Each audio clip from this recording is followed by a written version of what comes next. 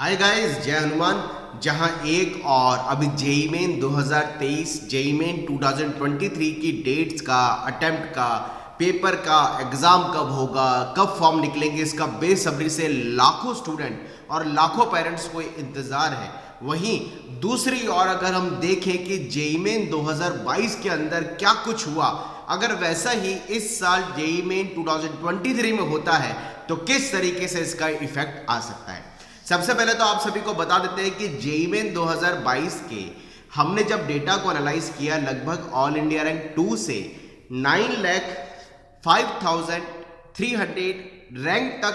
जो टोटल 30,000 बच्चे का डेटा हमारे पास था, जब उनको मैंने इतना गहराई से एनालाइज किया तो एक मोटी बात बड़ी ही चौंकाने वाली सामने आई कि लास्ट ईयर जेई मेन 2022 में 30,000 के बच्चे जिनकी रैंक ऑल इंडिया रैंक 2 से और करीबन 9,05,000 के आसपास तक थी, उनमें एक भी बच्चे की सेम ऑल इंडिया रैंक नहीं आई है। इसका बहुत बड़ा रीजन ये है कि लास्ट ईयर ऐसा देखने को मिला कि जो जेई मेन ने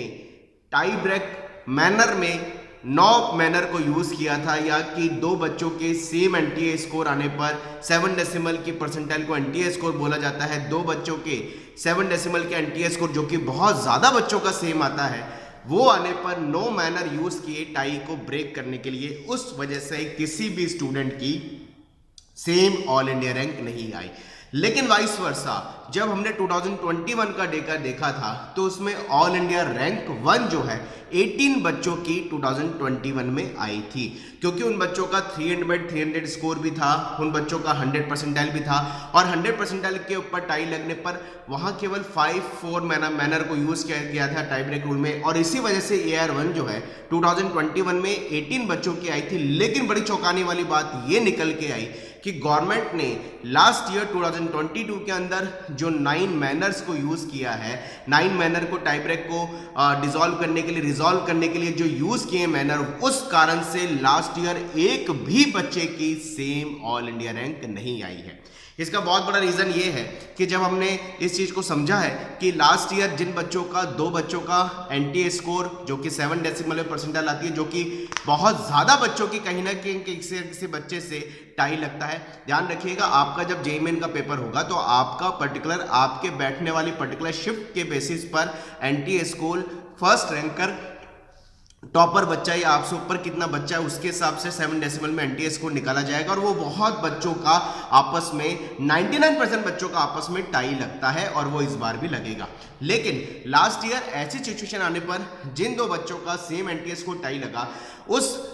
टाई लगने के लिए, टाई ब्रेक को रिजॉल्व करने के लिए गवर्नमेंट ने जो 9 मैनर्स यूज किए, उसमें सबसे पहले देखा कि जिस बच्चे का, दो बच्चों का एनटीए स्कोर अगर सेम है तो उसमें 2 या 2 से अधिक जो बच्चे होंगे उनका एनटीए स्कोर अगर सेम आया तो उन्होंने सबसे पहले मैथमेटिक्स में देखा कि किसका एनटीए स्कोर ज्यादा है। उसमें मैथमेटिक्स में टाई लगने पर देखा फिजिक्स का, फिजिक्स में टाई लगने पर देखा केमिस्ट्री का, फिर इस केमिस्ट्री मैथ्स में भी टाई लगने पर अगर उन्होंने देखा कि जो बच्चों ने करेक्ट और इनकरेक्ट आंसर्स दिए हैं, करेक्ट और इनकरेक्ट आंसर का जो प्रोपोर्शनल है वो किसका प्रोपोर्शन सबसे कम है, और प्रोपोर्शन सबसे कम करेक्ट और इनकरेक्ट आंसर का टोटल सब्जेक्ट के हिसाब से देखने पे भी अगर इसमें भी टाई लगा तो देखा कि मैथमेटिक्स में किसका करेक्ट और इनकरेक्ट क्वेश्चंस के आंसर का प्रोपोर्शन कम है। मैथमेटिक्स में टाई लगने पर देखा किसका फिजिक्स में करेक्ट और इनकरेक्ट क्वेश्चन के आंसर का प्रोपोर्शन कम है। उसके बाद फिजिक्स में भी टाई लगने पर देखा किसका केमिस्ट्री में करेक्ट और इनकरेक्ट आंसर का प्रोपोर्शनल कम है। ये जो 7 मैनर है इसमें भी टाई लगने पर देखा गया कि किसकी ओल्डर एज है, यानी किसकी एज ज्यादा है,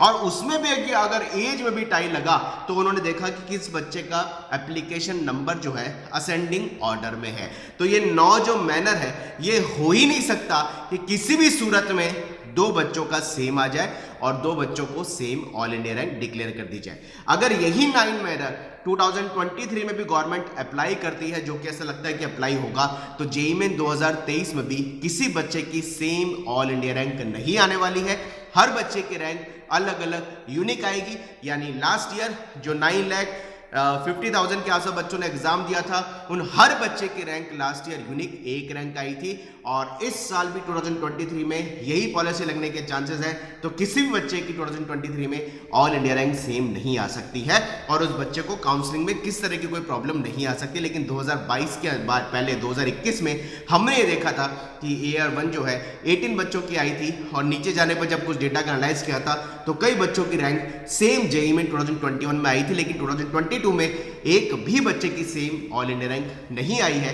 और उसका बहुत बड़ा रीजन यही रहा कि गवर्नमेंट ने टाई ब्रेक लगने के लिए रिजॉल्व करने के लिए जो 9 मैनर्स को यूज किया वो कहीं ना कहीं किसी बच्चे के सेम नहीं हो सकते, जो मैंने ये बताया। और 2023 में भी यही होने वाला है। चलिए गाइस, मिलते रहेंगे इस तरह के कंटेंट के साथ, आपकी नॉलेज को बढ़ाते रहेंगे। कमेंट बॉक्स में लिखिए अपनी क्वारीज, अपने क्वेश्चन। जेईई में 2023 के जैसे भी कोई इन्फॉर्मेशन हमारे पास आएगी हम आपसे शेयर करने की पूरी जल्दी कोशिश करेंगे और आपको आगे वाले टाइम में, आने वाले टाइम में पूरे तरीके से अपडेट करके आपके करियर के लिए आपको बेस्ट नॉलेज देने की कोशिश करेंगे। Wish you all the best, मेहनत करते रहें। जय Hanuman, bye bye, thank you very much.